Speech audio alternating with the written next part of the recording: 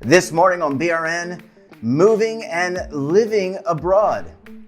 Joining me now to discuss this, Brett Andrews of Expatsi. Brett, so great to see you. Thanks for joining us on the program this morning. Thank you very much for having me, Jeff. This is a fascinating story, and it's one that a lot of people are certainly considering. You and your significant other decided to leave the United States and become an expat. What was that journey like for you?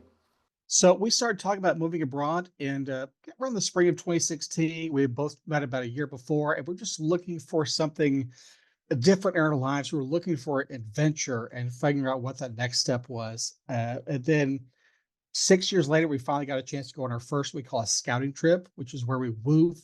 We went to another country for about a week and a half to kind of live like residents there. We went to the grocery stores. We checked out the different, medical options.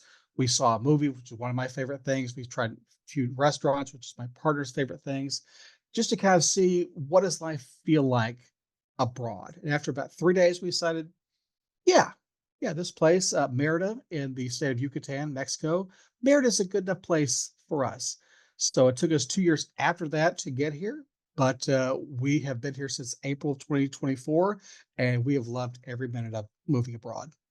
And you mentioned some of the, your scouting trip. Were there some challenges along the way? For example, did you both speak Spanish? I would assume that the area that you're living in primarily speaks Spanish. I could be wrong. There are polyglots everywhere these days. But what are some of the challenges you encountered in transitioning to a new country? Well, not knowing the language was one that a lot of people ask us about. I want to move to Spain, but I don't speak Spanish. I want to move to France, but I don't speak French. Is that okay? The answer is yes. Thankfully, we have tools today, such as Google Translate, so where you can communicate with someone in a foreign language almost in real time through your phone, which really helps. Also, a sense of humility. And please excuse me, I'm learning your language. Showing that attempt to speak another person's language tends to go a long way in winning them over. And as far as communicating that we are all basically the same deep down. And Of course, navigating some of the social issues of living abroad. Mexico is much more a communal country than the U.S. might be. We tend to be more individuals in the U.S., whereas Mexico is very much we look out for our neighbor. And so getting to know that experience and how it influences things like even just shopping at a local produce store was certainly a welcome challenge in living abroad. yeah, my apologies for interrupting you. Sometimes it's so difficult to determine when someone has finished their thoughts, but my apologies. What about family and friends, leaving behind family and friends? You mentioned the communal nature of where you live now. How about saying goodbye to family and friends? Even if it's temporary, they can always fly to visit you. You can fly back. What was that? How was that? So that was certainly a challenge that I had to wrestle with for a while. My partner Jen, she doesn't have any really remaining family, whereas all of my family lives around the town we came from. And so I had to come to terms with not being able to see my family at a moment's notice.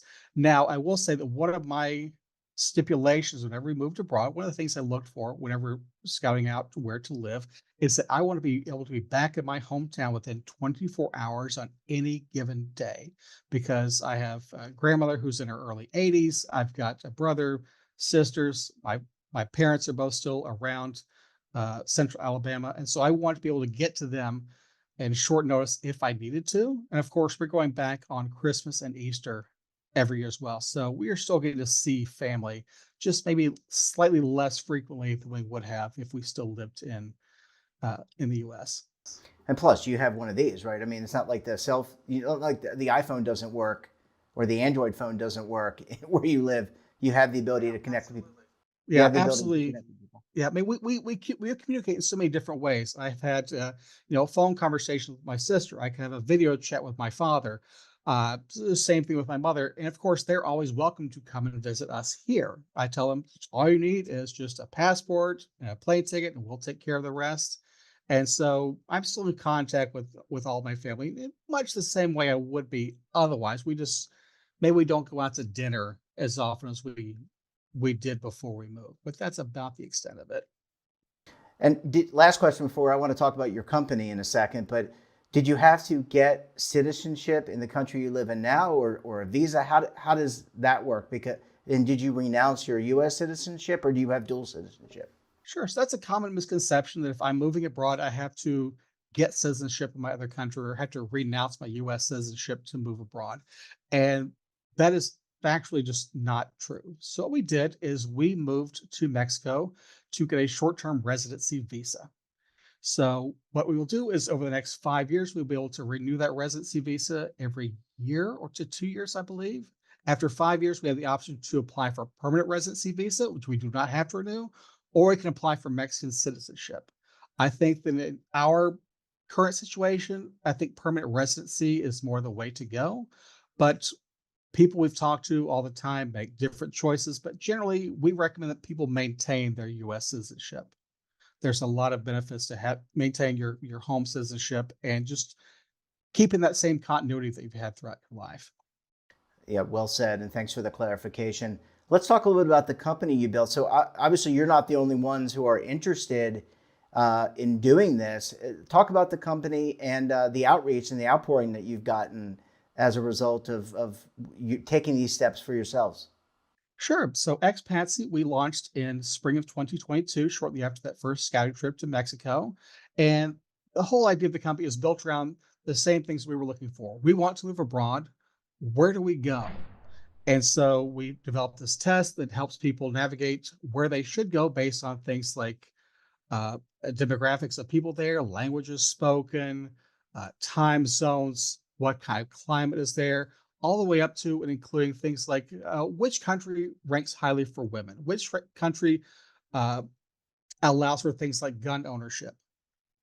And so that has helped over 100,000 people so far take the Wow. expatriate test, find out where they might want to move to. We give them their top 10 countries based on what they find. And over the last 2.5 years, Expats has evolved beyond simply a test to we've started offering things like webinars about how to move to certain countries within 6 months. We are offering scouting trips to help other people do like we did 2.5 years ago. Let's go to visit a country.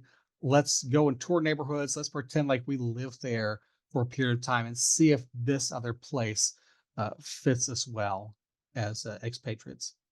And of course, you read more and more people who are in at retirement age. They retire and they say, "Hey, I want to explore Spain, or I want to live in Europe for a period of time, or I want to live in Mexico." So this is kind of added to the retirement plan for those individuals. Absolutely. A lot of the people we talk to are seniors or are approaching retirement age. And they always ask us, I want to move abroad. I want to maintain my quality of life. Can I move abroad and maintain my social security payments?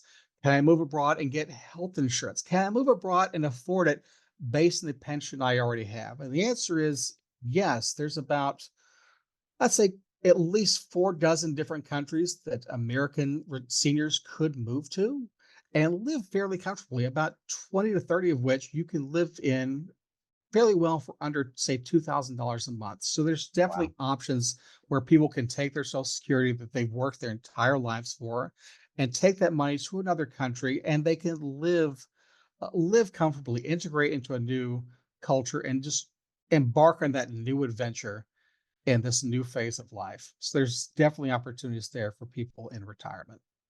Yeah, very well said. And look, I think it's a brave new world, and you and your partner are certainly leading the way. Brett, we're going to have to leave it there. Thanks so much for joining us, and we look forward to having you back on the program again very soon.